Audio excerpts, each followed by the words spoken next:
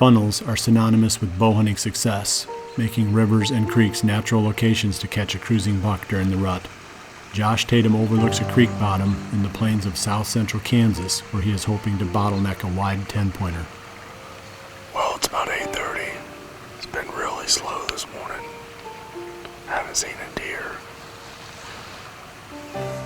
Hoping that maybe they're just gonna move a little later here, so probably can plan on being here most of the day today. Been a good place for this time of year, so we'll see what happens the rest of the morning.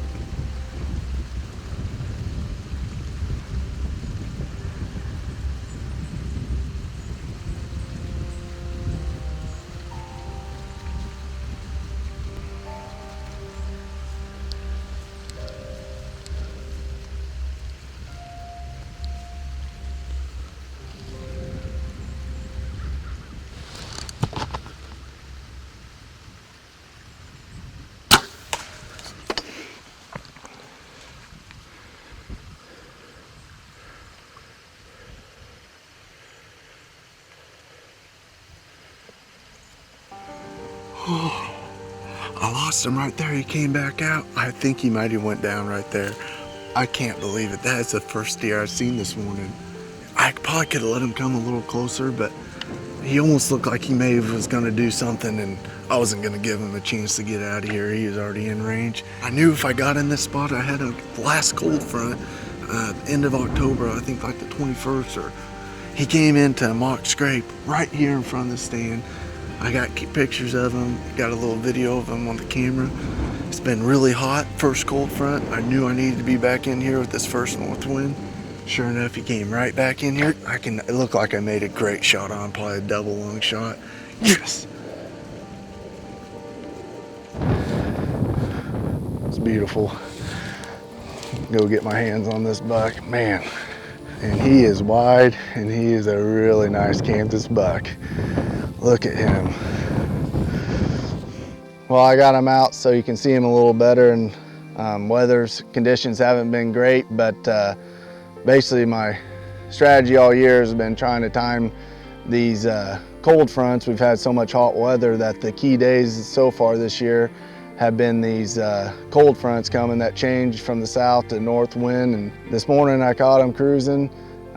He's probably just checking some of his scrapes. I had that mock scrape right there in front of the stand that I had him there a few mornings ago, 2 weeks ago, the last cold front. So he's probably coming by to check that. Still got a lot of good season left. A lot of the guys taking their vacation here starting tomorrow. So Matt and Derek and TJ, I'll be filming them guys. Be exciting to see what else we can get down this year here in South Central Kansas.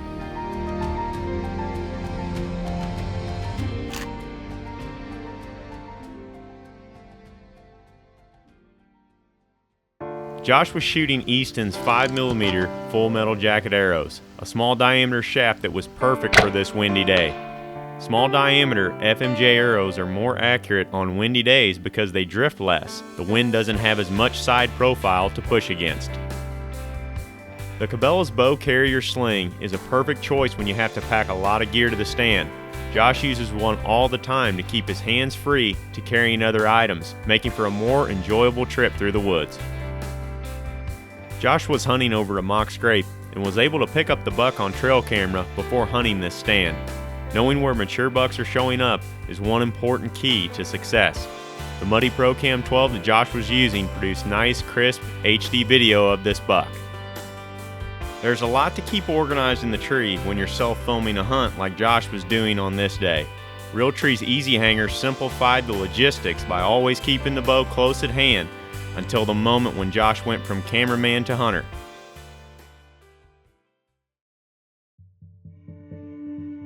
Later that afternoon, Jared Mills hunts a new stand placed where he and Mike had an accidental encounter with his #1 buck a week earlier. Well, it's the afternoon of November 3rd, and I am set up for the rest of the evening. This is a brand new spot on this farm that I haven't hunted before. Probably about a week ago, Mike and I were walking in and encountered Hermit while we were looking for a tree to hang in. And where he was at is only about 75-80 yards directly west of me. So this is a spot I've never been to. Like I said, I wanted to just come back and kind of see what it looks like. And it's a pretty cool area, really. Most of this farm consists of a lot of pine trees, but this is one of the hardwood areas, the bigger hardwood areas on this farm. There's all these ridges that come down, and they all kind of meet right here in front of the stand. It kind of lines up to some of the areas that I've seen Hermit and got pictures of him, so he could very well be working around back in here. At the same time, Zach Fehrenbaugh and Aaron Warbriton head back to the tract of public land where Greg shot his buck the day before.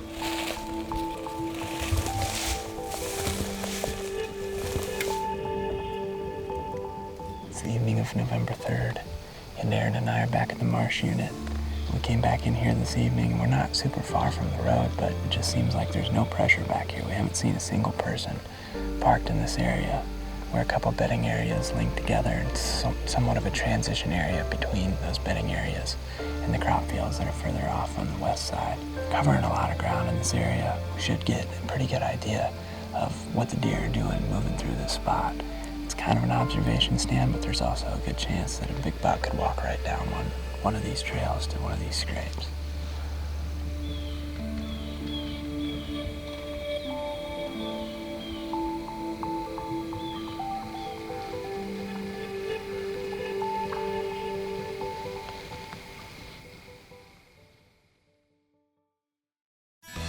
We use many Frigid Forge products, but Plot Screen may be their most unique. Planted in mid to late spring, it grows 8 to 12 feet tall in only a few months. We use Plot Screen to create visual barriers near public roads and to improve our entry and exit routes in otherwise open areas, so we can get to and from our stands without the deer seeing us.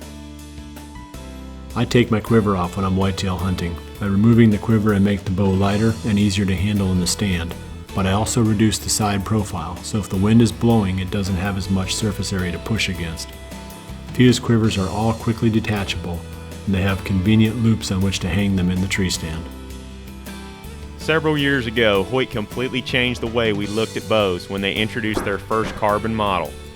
Their lightweight carbon design reduces vibration and feels much warmer to the touch in a cold stand. Hoyt is still making carbon bows and improving on the design every year. In fact, their Carbon Defiant is their best carbon bow to date.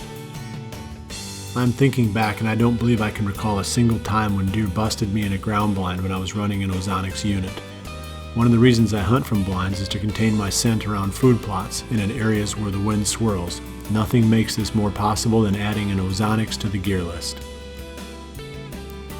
Trophy Rock is all natural, sold exactly the way it comes out of the ground from the mines located in Utah. You don't have to wonder what additives have been used to create this ideal mineral. There's nothing man could do to make it better.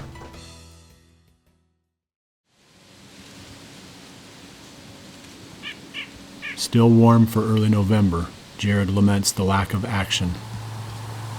Well, it's about 4:30, and it's been a really slow afternoon. Other than the one buck I saw while setting up the stand, I just had one other small buck cruise by, and that was a couple hours ago. We'll see what happens. Still holding out that Hermit's gonna show tonight.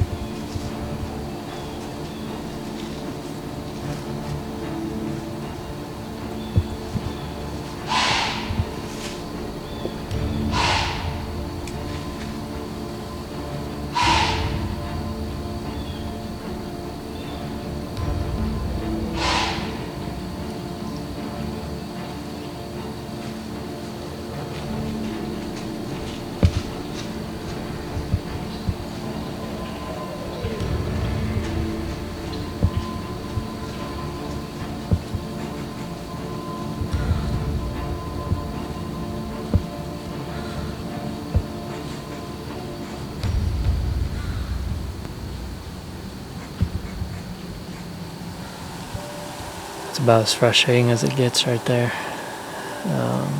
Had Hermit, the deer I've been hunting and came in here for, at 80 yards maybe, following a doe.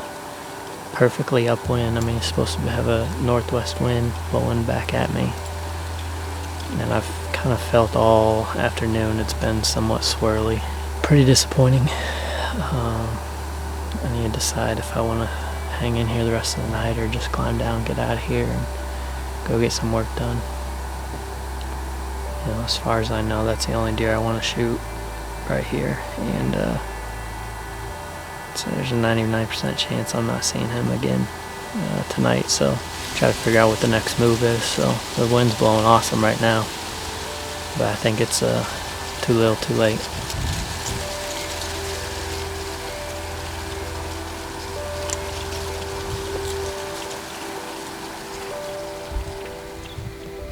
Back on the public land, it is a slow evening for Zach. 3 does walk by at close range, but no buck follows. Despite a lack of antlers, the team continues to learn more about the huge tract of land, bringing them another step closer to success.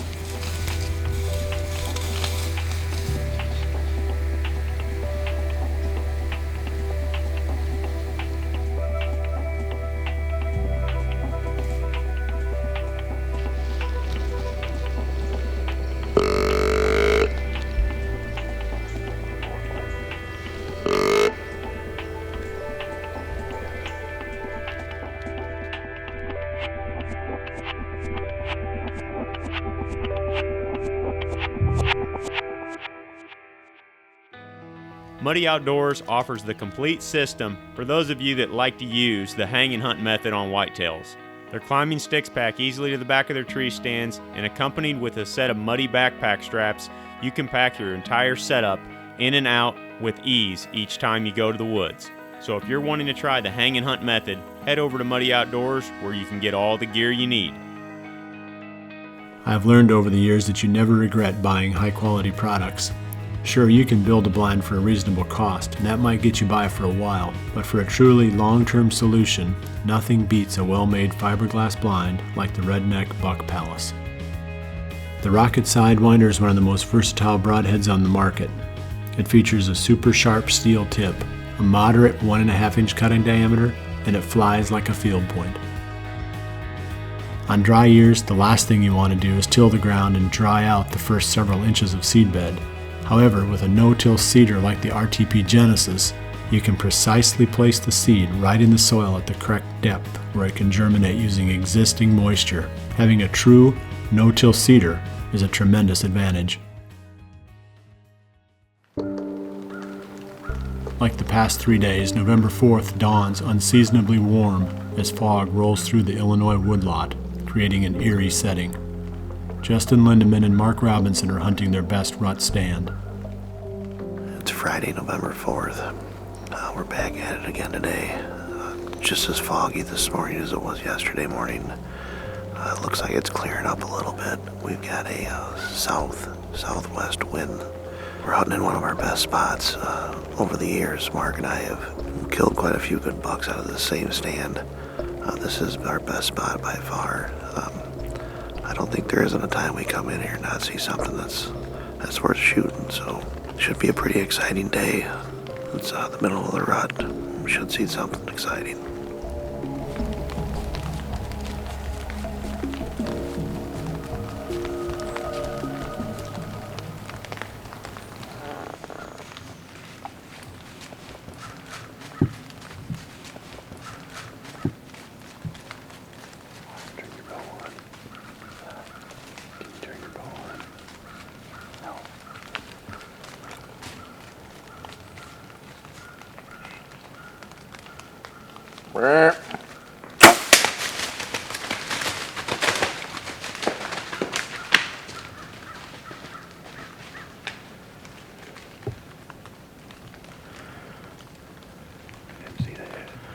Well, that's how fast it happens.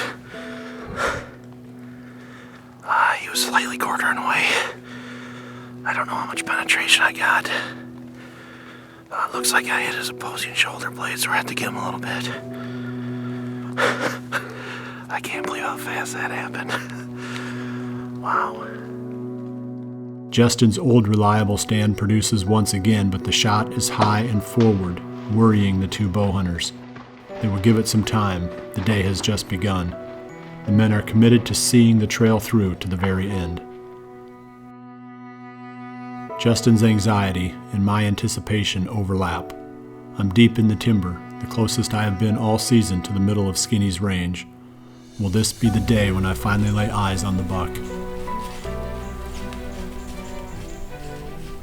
We are finally into the best week of the season. The next 7 days will make or break our dreams. The drama builds daily. There's nothing dull about what we are doing now. Regardless of outcome, this will be an exciting ride because we are once again chasing November.